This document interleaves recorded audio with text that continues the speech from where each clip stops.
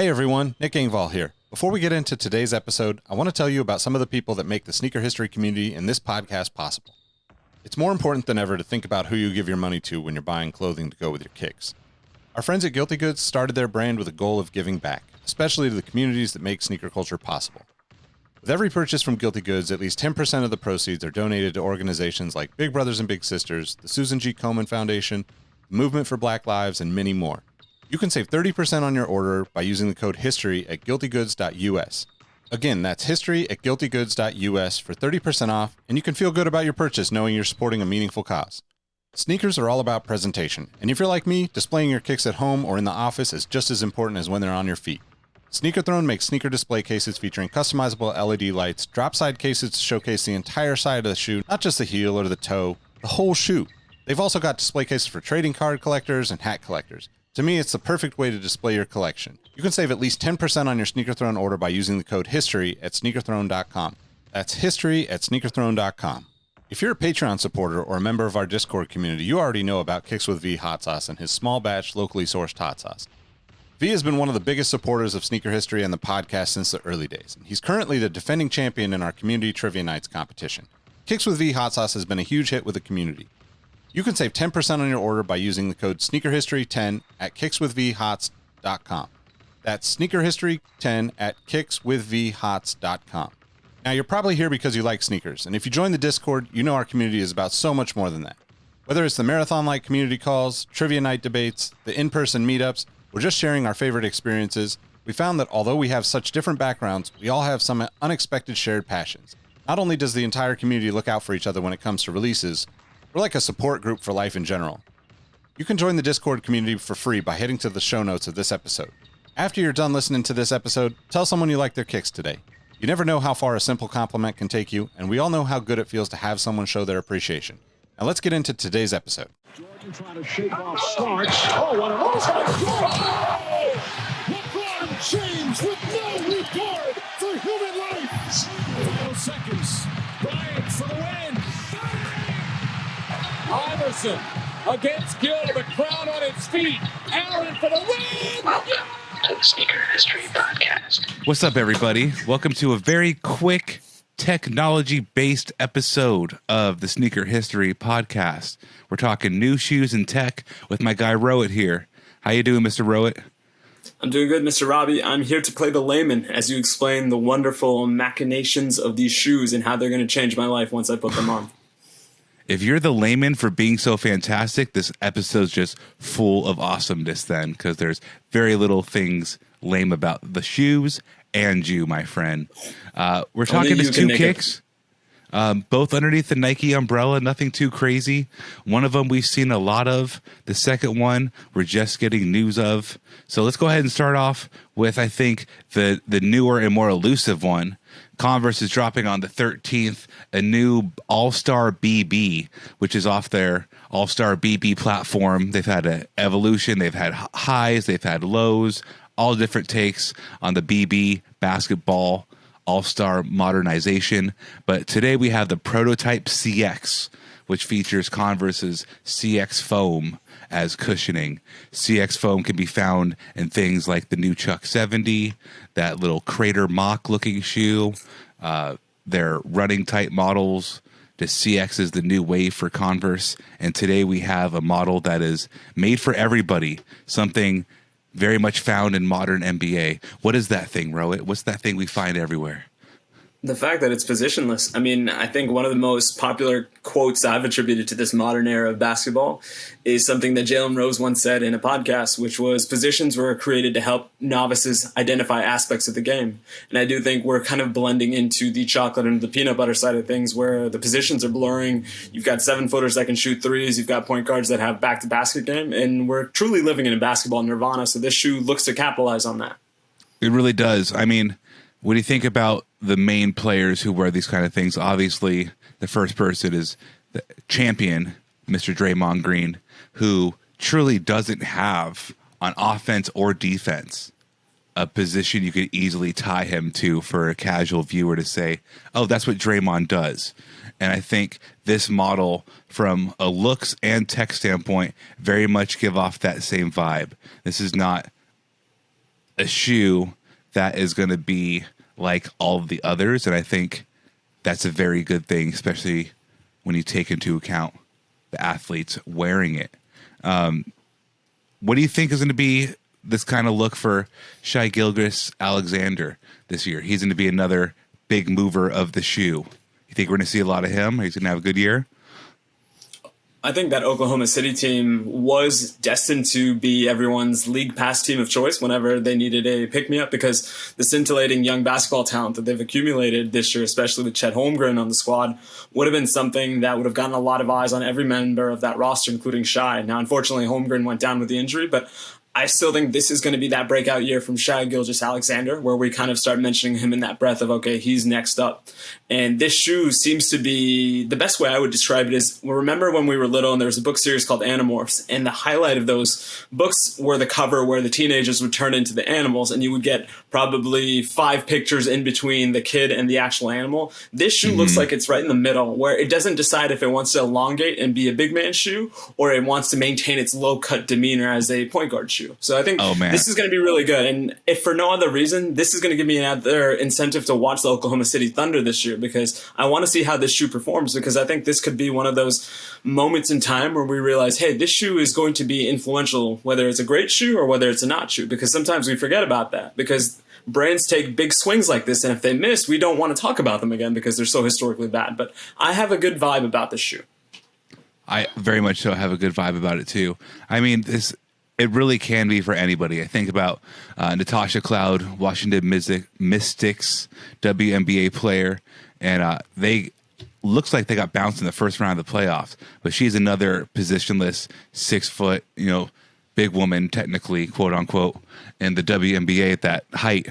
But there really isn't a way to box her into a certain position. She can push the ball on a break. She can also be down in the post. So this Converse prototype CX, I think, fits that too. When was the last time you've seen an outsole or midsole that kind of looks like this? It almost reminds me of, I want to say something I would see the machines use in the Matrix. Yep. Right? Yeah, and that's not a bad thing. No, not at all. I mean, I think we're in that era of shoe design and shoe aesthetics where we're heavily borrowing from sci-fi influence. And you'd mentioned the crater look that we've seen not only in Converse shoes, but even some of the Nike offerings. And we know Converse is a part of the Nike empire. But I think what is taking and striking about this particular design is the fact that this is the first time we've seen it applied in a sleek sense for a full-on performance category shoe. I think the closest thing prior to this would be the Cosmic Unity. But even then, that shoe was probably a little bit bulkier than Nike and any of us that were fans of the shoe would like to admit. So this seems to be the maturation of that. So I'm interested to see how this plays. Yeah, bringing up the bulk, I think it's interesting because the heel and midfoot area all throughout the mudguard, it looks really big and chunky.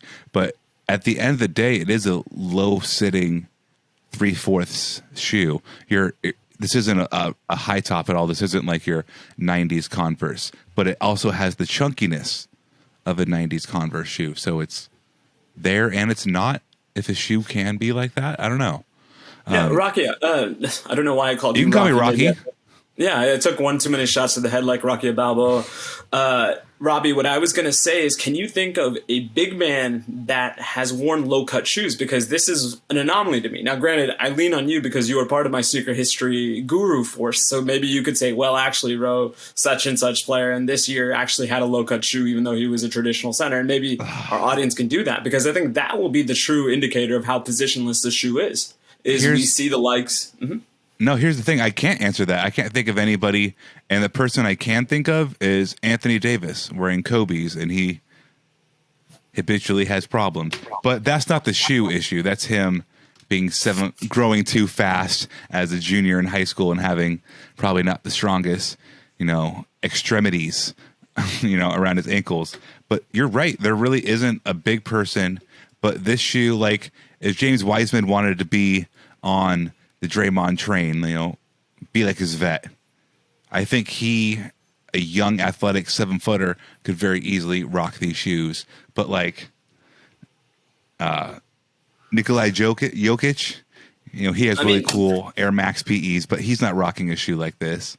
No, he couldn't. I would think even Chet Holmgren, because I think he's the newest, greatest walking, talking unicorn in the NBA. And he had that capability similar to AD where he has a guard-like handle. Maybe the growth spurt hit a little too late in his development, so maybe he was growing his whole life pretending to be a guard, but then the growth spurt kind of defined his position for him in a sense. But it is one of those things where I would be interested to see how, quote-unquote, bigs that are in high school, college age kind of gravitate towards the shoe, because I don't know if there would be a player that would necessarily rock this. That being said, I will gladly eat my slice of humble pie, which I normally do anytime I make some sort of bold proclamation like this. But it's an interesting thing to watch. I want to say rest in peace to Chet's rookie year, because it's a shame we don't get to see him. But as I look at the prototype CX and I think of him being an atypical build, I think he'd be a great Converse athlete, first and foremost, just with his exceptionally odd build and the different design language that Converse is giving with these models. I think it'd be a match made in heaven. There's 3 release colorways dropping on the 13th of September. The first one, we don't even think about it, but I think subliminally we see white, red, and black on a Converse shoe, and we have to think Dennis Rodman, because, the drop colorway is a white, red, and black. Converse has that color blocking in their heritage, but we never really think of it as a Converse look, but it definitely is. We have a great lime, green, kind of off-white, and gray look that's, lime green. I don't know why that color is this. No, I was going to say, Robbie, and keep me honest, I feel like this is the most Nike of the 3 colorways. It's most modern Nike for sure. Yes, it's very Volt adjacent colorway, especially on the bottom part of the shoe. And that's something, I swear I've seen that on a LeBron or any sort of basketball performance silhouette. It's just, when I saw the 3 colorways that you've given me, I was like, okay, that's the one that Nike's going to put on Shy, because that's the one that kind of takes your breath away the first time you see it. And then lastly, the black and gold. What do you feel about the black and gold, Robbie? Because, when it's done right, it's done right. And I think they've kind of achieved what they're going for in that regard. They have a really good looking sock liner, kind of Paisley, the print name. I think it's the print name. On the inside collar, which I'm digging. And it's just little hints, like the collar on the black and gold, and on the medial forefoot, where the ball of your foot is, there's actually like kind of pinkish lime green, pinkish on top of the lime green is what I'm trying to say, where it has the Air Zoom branding.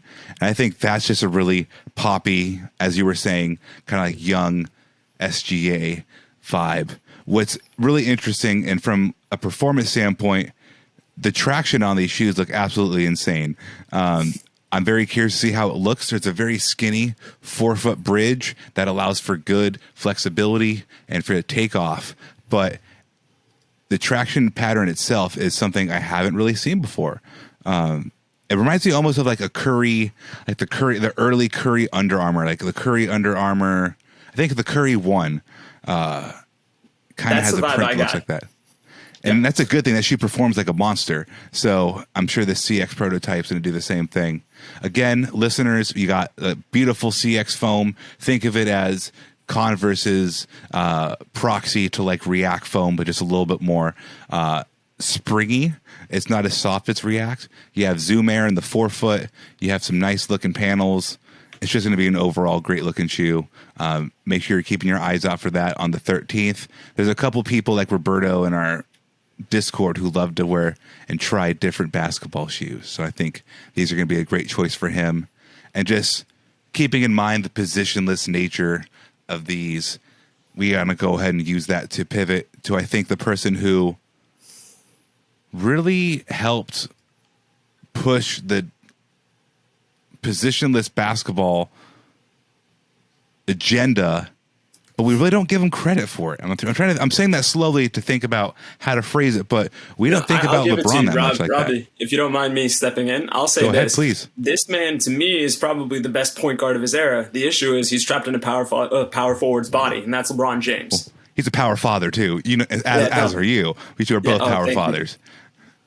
No, but it's also one of those things where just because of the fact that he's built a certain way, his skill set to me always aligned more with a guard and specifically a point guard. And that's evident anytime you watch a LeBron James basketball team, because of the fact that he's got the ball in his hands. And that's a characteristic that we would always associate with that position. And I still make that argument that he's the best point guard of his era because he is truly the most ball dominant person on his team. Anytime a LeBron James team has any sort of success or any sort of misfortune, it's because of LeBron James. And that to me is the epitome of the point guard. Shout out to Terrence Watson in the New York City Point Gods documentary.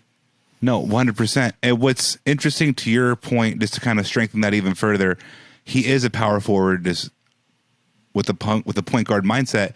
Every LeBron, I want to say since the LeBron 2 has been a 3/4 to a high top. Everything's kind of been designed to hold a 6'9", 270 man going up and down the basketball court very quickly. And LeBron the past year has not just the past year, but the past 2 or 3 years has really thinned out his body and gotten lean as he's gotten older. So I think it's really fitting for the LeBron line to debut in a low top for his 20th iteration. Because just think about how much quicker and fast twitchy, year 1 and 2, honestly, to year like 14 LeBron was, but just the first couple of years, just how insanely youthful and quick he was.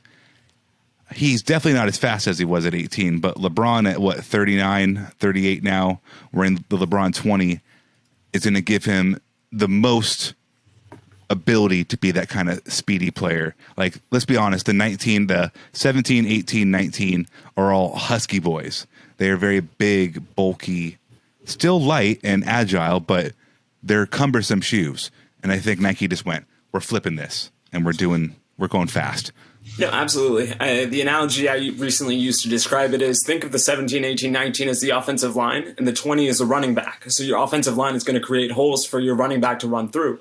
And it's an astute observation by you that LeBron is slimming down. And I think he realizes the true value in him is now availability. He can't be the back to the basket guy that we've seen him transition into the second third of his career. So the last 3 to 4 to 5 years, he decides to continue to play the sport. I do think I see him more evolving into the most powerful pass first point guard we're going to see. And he's going to need a shoe that is high in durability in terms of lasting long, but it can't be bulky because speed is now going to have to be a part of his game in a way power previously was. 100%. And to switch away from the power, that has to start with getting rid of the visible Air Max. I mean, this puts you on such a high platform in a good way. It does a lot of great stuff in basketball, but you're now floating over the ground always to some degree with a level of bulkiness. And the 20 just went, all right, we're going file on, stacked in the front. I think there's a hexagonal 4-foot unit and it's a normal rectangle unit in the back of Zoom Air. Like, we're going light, low, and zoom, which is, let's be honest, probably going to be a very similar setup to what Ja Morant drops in 2023. Low, zoomy, this Kobe inspired. I think you and a lot of other people just see, what'd you call it? A Kobe 0.5 on the 20? Yeah, a 4.5. Because, I think this is where you, once again, being the expert, can kind of keep me honest. I see this shoe and I think, okay, this is almost an homage to the fact that Kobe's back within the Nike empire. It is a very Kobe-inspired shoe in terms of its aesthetic. And I think we were all having a similar, I wouldn't say confusion, but there was a decent amount of curiosity when the Kobe 4 first debuted and everybody was very concerned in a sense to say, okay, are we really going to do a low-cut shoe given the fact that basketball players tend to have very problematic ankles and this could only amplify that? But Kobe made it work. Kobe ushered in that new era. And similar to what we were talking about with the Converse shoe, if this goes right, imagine what we start thinking about when we look at big shoes going to the future. Maybe they will also become more low-cut. Maybe they will also become light because these guys may have the power of a tank, but they have to have the nimbleness of a ballerina. And I think this type of shoe only amplifies that a little bit more. Couldn't be more true. And it's interesting to see the theories of this LeBron 20 being more low cut because and more Kobe-like because they didn't know, they being Nike, didn't know what the status of Kobe's lineage was going to be or, what they're going to be able to release still with the Kobe products. So That makes sense, but I also think so much design happens I mean, in a Robbie, vacuum, to right? kind of sorry, I keep using the please. word amplify, but it makes sense in this sense. What is old is new again. And we're seeing retro cycles get shorter and shorter. And this is probably a symptom of that. But this is also, enough of it is different enough where I'm going to consider buying a pair of LeBrons, which I haven't really thought about that statement since probably, the 15 or the 16? Like, that's the last LeBron shoe where I was like, okay, this is a must-have LeBron shoe. In the last couple of years, I haven't necessarily felt that. But granted, I'm just a small, isolated voice in a larger sneaker community. And that may not be the case for everyone else. Well, I mean, to your point about when you've bought your last LeBron, 100% cannot lie. I did not buy a pair of LeBron 18s until I was able to get a low top pair for the appropriate price. And the same thing with the 19. I have no interest in the LeBron 19 high. I like the way the low looks a lot. I'm just waiting for the right price point to hit, and I'll be happy to own it. Dropping the 20 from the jump. We keep doing that both this episode, saying words twice. It just gives the people kind of what they want from the beginning. And I think that's a power move. I bought the LeBron 17 in high top. That's the last high top LeBron I bought. I got the white man can't jump. White man can't jump. Force But inspired. I mean, did you play with them? Like, did that help you in your actual basketball game, or was that more of an aesthetic purchase? It's an aesthetic. Those are white battle knit, I think, or hyper knit. So those made for basketball, but I prefer not to get dirty. I think kind of want to go put them on now. They're in the back of the closet, but my ankle's been hurting, and I can imagine the ankle protection. Shout out to Greg being very good on that Command Force inspired LeBron 17. But tell me this: if Rohit's going to go to the Coach K gym on campus, which one is he lacing up? The prototype CX with a little something different, or the LeBron 20, something new and familiar, yet familiar? I would like to try the Converse shoe. I think if we are talking about inside the berm, I'm going to see so much LeBron 20 up and down the courts of not only the Coach K, but the Cynthia Cooper field outside, the Bo Jackson courts. And I will be able to get a lot of people's opinions on the LeBron 20. I won't be able to get that with the Converse. So I think that's why I would tend to gravitate towards the Converse. That being said, I'm sure there's going to be a colorway of the LeBron 20 that I'm going to be like, yeah, I need to have this. So that will be a RoboCop. I'm not going to lie to you, man. The pink colorway I think is great. The black-red kind of trifoil iridescent double swoosh bread pair looks fantastic. This violet frost bandana printed midsole LeBron 20 looks fantastic. But I mean, to your same point, you're going to see everybody wearing a LeBron 20. It's a great shoe. They should wear it. Personally, I'm slow. I want to be unique. I'm not worried about I'm going to be me on the basketball court no matter what. My skill set doesn't really dictate a basketball shoe amplifying or detracting from my game. So I just want to look cool and crazy and unique. So I love wearing the Converse stuff on court, and I would go with the prototype CX in that lime green and gray, just because when people stop and they see me winded and my hands are on my knees and I'm gassed and the conversation turns into, what shoes are those? Those are sick. I can have a conversation about a model I've never seen before. And I think that's what's more fun. And CX foam is crazy comfortable. I have it in a couple pairs of Chucks, and I have the CX weapon. They make an 80 shoe comfortable again. So a brand new design. You're my senior Converse expert. So usually when you say something about Converse, I tend to listen. And I think it goes back to one of the other overarching themes of this episode. The minute that shoe hits big, people are going to start realizing about Converse's tech. And it's just as comparable as Nike or Adidas. So interesting times for Converse enthusiasts like yourself everywhere. In a good way, man. So be sure to check out your pair on checkout. If it's like a library, you could check out your pair on September 13th or cop a pair on September 13th. The LeBron 20, I'm imagining it's coming out in October, maybe a little earlier, but historically LeBron's drop in October. So we'll see what happens there. But I'm excited for both shoes. It's a great time in just basketball footwear across the board from each of the brands. Absolutely. No, I was going to say this, Robbie. Apparently, Finish Line dropped the Violent Frost LeBron 20s today. So if the time you hear this and Finish Line has decided that's not a mistake, go ahead and cop a pair. Tell us how you feel about them on our Sneaker History Discord, or maybe leave us a review telling us about it. But we definitely want to hear from you guys as our community how these two shoes are, because I think on behalf of Robbie and myself, these are probably two of the most exciting shoes that are coming out in this upcoming season because of how fundamentally different they are. 100%. New is good. Different is good. Change is the only constant. And on that front, I'm Robbie. He's Rohit. This has been a great episode of Sneaker History. Like he said, make sure you leave us a review, drop a comment on a YouTube video, go leave a nice letter for your grandmother saying for her to leave a review on our podcast. Make sure you're following at Sneaker History on all major platforms. Tons of other podcasts we offer here. Rohit's a host on one or two of the other ones. The answer is one. But there's a lot of other shows out there. Just thanks for tapping in with us, and have a good day. Thank you, guys. Hey everyone, this is Nick again. Before you take off, do us a solid and head over to Apple Podcasts to leave us a review. Give us a rating on Spotify and Amazon Music, and make sure you're subscribed to our YouTube channel because we have even more video content coming soon. Speaking of new content, we have an amazing community of sneaker enthusiasts that hang out in our Sneaker History Discord on a daily basis. While sneakers is a connection point that brought us all together, we've all discovered countless shared passions that we have in common with each other. We recently launched a couple of new podcasts directly from our community. One of them is a Formula One podcast. If you're an F1 fan like me, the Exhaust Notes podcast is your weekly fix of Formula One fun.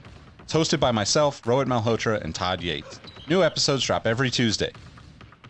I've been wearing fitted hats for years and collecting my favorite teams since I was a little leaguer. It has been awesome to see so many new fans getting into fitteds in recent years. Crown and Stitch is our new talk show about fitted hats with Dexter, Keith, and myself, where we talk about fitted hats, snapbacks, throw in some obscure hats because we all kind of like some funky stuff once in a while, don't we? Copping, collecting, and so much more.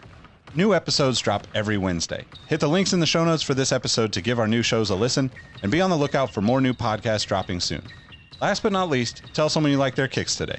You never know how far a simple compliment can take you, and we all know how good it feels to have someone show their appreciation. Thank you all for the support, and we'll catch you on the next episode. Peace.